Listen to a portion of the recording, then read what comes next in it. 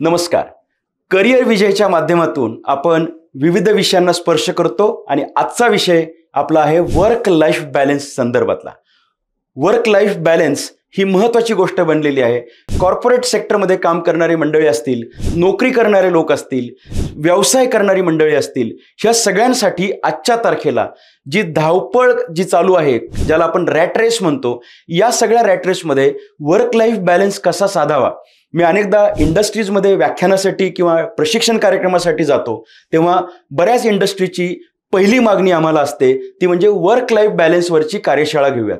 Work life balance हा आता प्रत्येकाला गरजेचा झालेला आहे. खालच्या पदांवरती काम करणारी माणसं असतील तिथपासून ते मोठ्या पदांवरती, म्हणजे ज्याला असं म्हणता येईल की हेड ऑफ द ऑर्गनायझेशन, इथपर्यंत या सगळ्यांना याची गरज आहे. कारण आपण जे 24 तास आपल्याला मर्यादित आहेत, आपल्याला आयुष्यसुद्धा मर्यादित आहे, याच्यामध्ये आपल्याला सगळ्या गोष्टी बॅलन्स पद्धतीने जाता येतील का? कारण फक्त पैसा पैसा पैसा आणि पैसा याच्या पलीकडे सुद्धा आयुष्य असतं आणि हे सगळं करत असताना आपल्याला ह्या सगळ्या उर्वरित गोष्टी ज्या आहेत त्या मूळ कामासाठी ऊर्जा देत असतात. म्हणून वर्क लाईफ बॅलन्स हा गरजेचा आहे. वर्क लाईफ बॅलन्स जो आहे त्याच्यामध्ये इम्बॅलन्स जो होतो, म्हणजे वर्क लाईफ बॅलन्स नसल्यामुळे काय काय होतं आणि तो कशामुळे होतं ते आपण पाहूयात. इम्बॅलन्स जो होतो तो सगळ्यात महत्त्वाची गोष्ट म्हणजे आपण फक्त एक आणि एकच काम करतो, ते म्हणजे पैसे कमवण्यासाठीच्या गोष्टी करतो. म्हणजे कॉर्पोरेट सेक्टरमध्ये नोकरी करत असतील किंवा सर्वसामान्य प्रायव्हेट सेक्टरमध्ये आपण नोकरी करत असो, आपण कुठे नोकरी करत असो, सकाळी उशिरा उठून घाईघाईत आवरणे, डबा घेऊन किंवा आवरावरी करून आपल्या वाहनात जाऊन बसणे आणि तिथून प्रवास करून, कदाचित तो प्रवास लांबचा पण असतो, ट्रॅफिकवाला सुद्धा असतो, तिथून आपण आपल्या कामाच्या ठिकाणी जाणे. कामाच्या ठिकाणी गेल्यानंतर तिथे सगळे टार्गेट्स असतील, आपले कस्टमरच्या गोष्टी असतील, त्याच्या वरिष्ठांचे काही रिपोर्ट्स तयार करून द्यायचे असतील, सातत्याने ते काम करत राहणे आणि हे काम पूर्वी 10 ते 5 असायचं, आता काम 8 ते 6 अशा स्वरूपाचं झालंय.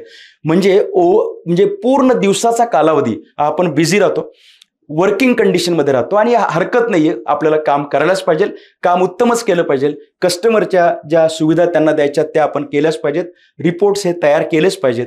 पण हे सगळं करत असताना किंवा हे सगळं झाल्यानंतर पुन्हा माघारी येणं, मोठ्या ट्रॅफिकमधनं किंवा लांबचे डिस्टन्स कव्हर करून आपापल्या ठिकाणी गंतव्यस्थानी म्हणजे घरात पोहोचणे. आता हे केल्यानंतर मग घरामध्ये आल्यानंतर आवरावरी करणे, परंतु त्यानंतरच देखील मोबाईलमध्ये वेळ वायाला घालवणे किंवा त्याच्यात व्यस्त राहणे, मग जेवणाची वेळ, त्यानंतर बराच वेळ जागरण करणे, त्या जागरणामध्ये पुन्हा मोबाईलमध्येच आपण राहणे, या सगळ्या प्रक्रियेमध्ये इम्बॅलन्स तयार होतो. म्हणजे व्यायाम होत नाही, योगासनं होत नाहीत, कुटुंबातल्या लोकांशी चर्चा सुसंवाद होत नाही, मित्रांशी बोलणं कमी राहतं, ते सोशल मीडियाच्या माध्यमातूनच राहतं, फक्त नातेवाईकांशी संपर्क राहत नाही, आपल्या गावाला व्हिजिट्स होत नाहीत, निसर्गाच्या ठिकाणी जाणं होत नाही, स्वतःच्या तब्येतीकडे लक्ष देणं होत नाही, फक्त पैसा कमवायचा. आपण मशीन बनून जातो आणि असं मशीन बनून जाणं चुकीचं आहे. मशीन नाही बनायला पाहिजे, आपण काम केलं पाहिजे, खूप श्रीमंत व्हायला पाहिजे, पैसे कमवायला पाहिजेत, पण हे सगळं करताना चेहऱ्यावरती स्माईल असलं पाहिजे, समाधान असलं पाहिजे, आपली तब्येत सांभाळली पाहिजे, आपले छंद जोपासले पाहिजेत. हे जर झालं नाही तर त्याला म्हणता येईल की वर्क लाईफ बॅलन्स हा बिघडलेला आहे.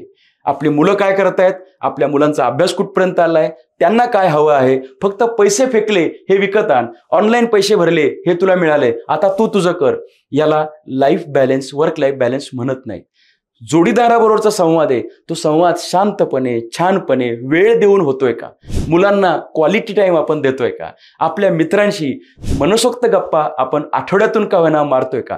काही गोष्टी डेली लेवलला होणार नाहीत, परंतु आठवड्याच्या स्केलवरती जर आपण त्याला आठवड्याचं गणित मांडलं तर आठवड्यामध्ये किमान एखादी गोष्ट, उदाहरणार्थ ग्राउंडवरती एकदा जायचंय, आठवड्यातून एकदा व्हायला हरकत नाही, फिरायला एकदा जायचंय, महिन्यातून एकदा व्हायला हरकत नाही, शॉपिंगला जावंच लागतं, परंतु कारण ते दैनंदिन गरजेच्या कामांमध्ये येतं, आठवड्याच्या दैनंदिन जे काही गरजा असतात त्यासाठी असतं.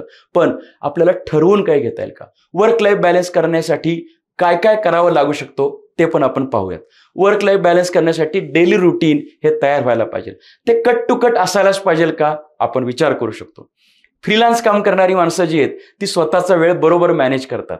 म्हणजे व्याख्यानाला जायचंय, पुस्तक लिहायचंय, घरात वेळ द्यायचा आहे. आपापल्या सोयीनुसार आपण लोकांना डेट्स देऊ शकतो, तारखा देऊ शकतो, वेळ देऊ शकतो. पण नोकरी करणाऱ्यांसाठी मात्र या गोष्टी जरा जोखमीच्या असतात, अडचणीच्या असतात, कारण त्यांना अमुक वेळामध्ये पोहोचायचंच असतं. आता त्यांच्यासाठी उरलेला वेळ जो आहे त्याचं सकारात्मक नियोजन त्यांना करता आलं तर मात्र गोष्टी शक्य आहेत.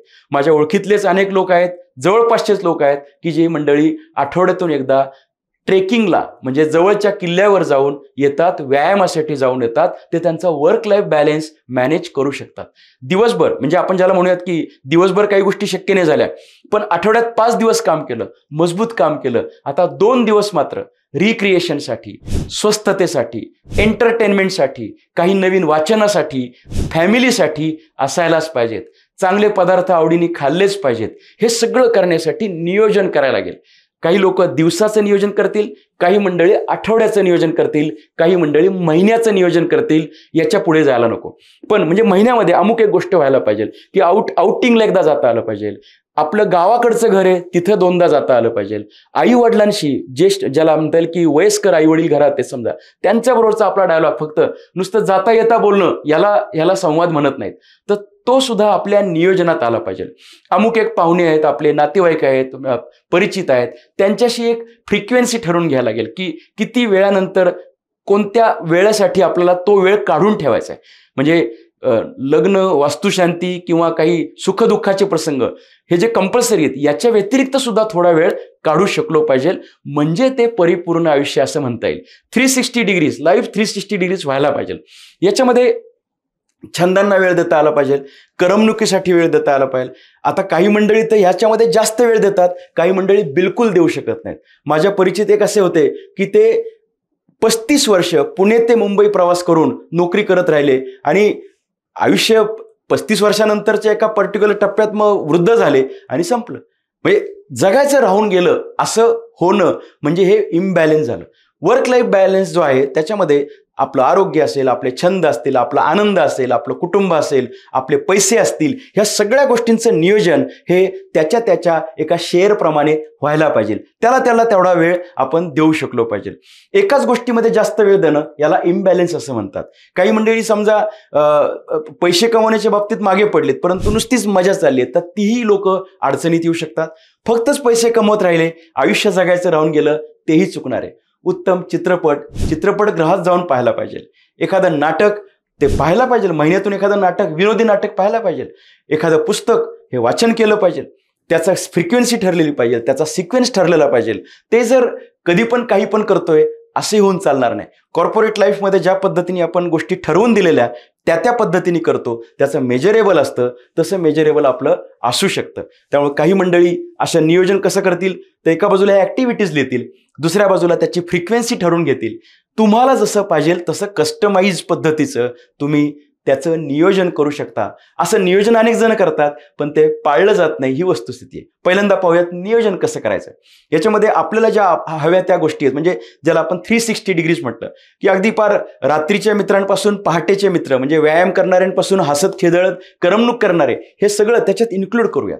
नातेवाईक असतील, गावाच्या भेटी असतील, जवळपासची व्हिजिट असेल, माझी विद्यार्थी म्हणून शाळेतली भेट असेल, हे सगळं जोडीदाराबरोबरचा संवाद असेल, त्यांच्यासाठीचा वेळ असेल, मुलांसाठीचा वेळ असेल, मुलांचा अभ्यास घेण्याचा वेळ असेल, योग, व्यायाम, प्राणायाम असेल, पुस्तकाचं वाचन, त्याच्यानंतर हिशोब लिहिणं यासाठीचा वेळ असेल, बँकेमधली आपलं व्हिजिट कधी असेल, हे सगळं जे काही आहे ह्या 15, 20, 25 ॲक्टिव्हिटीज आपण जर ओळीने डाव्या बाजूला व्हर्टिकल कॉलममध्ये लिहिल्या, आता आडव्या बाजूला आपण त्याच्या तारखा टाकून दिल्या किंवा फ्रिक्वेन्सी टाकून दिली की आउटिंगसाठी महिन्यातून एकदा जायचंय, शॉपिंगसाठी 10 दिवसातून एकदा जायचंय, मित्रांसोबत गप्पा 2 दिवसातून एकदा मारायच्यात.